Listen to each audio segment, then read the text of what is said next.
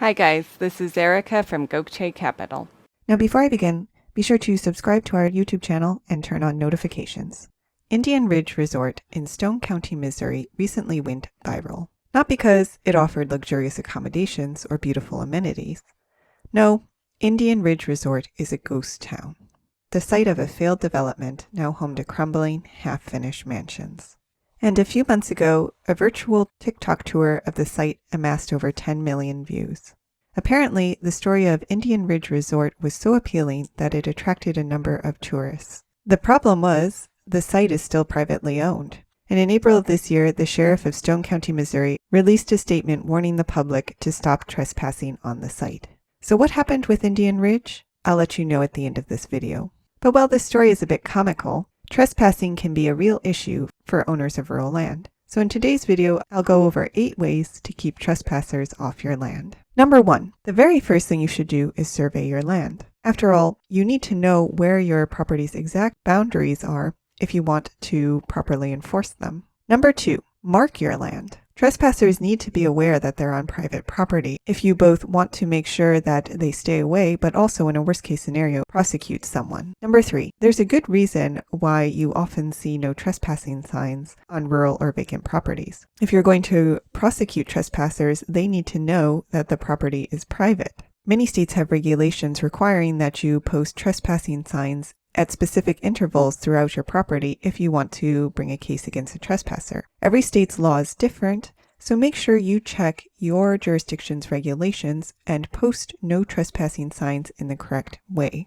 Number 4, limit access points. While many people will be deterred from trespassing simply by posting no trespassing signs, barriers can help prevent the few who are not deterred by signage. Barriers can take many forms. Of course, you can put up a fence, but if you want something a little more aesthetically pleasing, plants such as large bushes can make a nicer barrier around your property. Number 5, use security cameras. And post signs that security cameras are in use. Sometimes simply knowing that there are eyes on the property will deter the more intrepid trespassers. But of course, if someone is still committed to trespassing on your property, having video footage will help you make a case in court. Number 6, invest in good lighting. Having a well-lit property can often help prevent nighttime trespassing. After all, if trespassers know they can be seen, especially if it's also obvious that there are security cameras, then this may change their calculus. Number 7, meet your neighbors. If you are having issues with trespassing, your neighbors likely will be as well. And you can team up with them to create a neighborhood watch, or simply come to an agreement that you will watch each other's properties. This can be especially helpful if you do not live near the property you are trying to protect.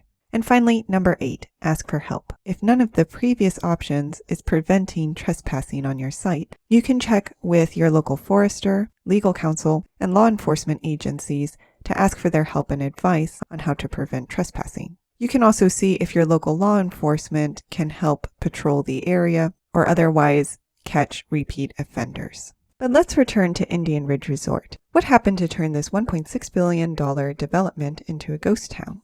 Well, it turns out that fraud was involved. In 2006, 2 men purchased one of the larger tracts in the planned resort community under the name of their development company, North Shore Development. The plan was to build a series of townhomes, and to this end, they recruited a series of credit partners to purchase lots for $135,000 each. Their mortgage broker then submitted falsified loan applications on behalf of these credit partners in order to obtain 51 different construction loans. However, instead of using the loans to fund development, the development partners used the funding to pay off outstanding loans from previous projects.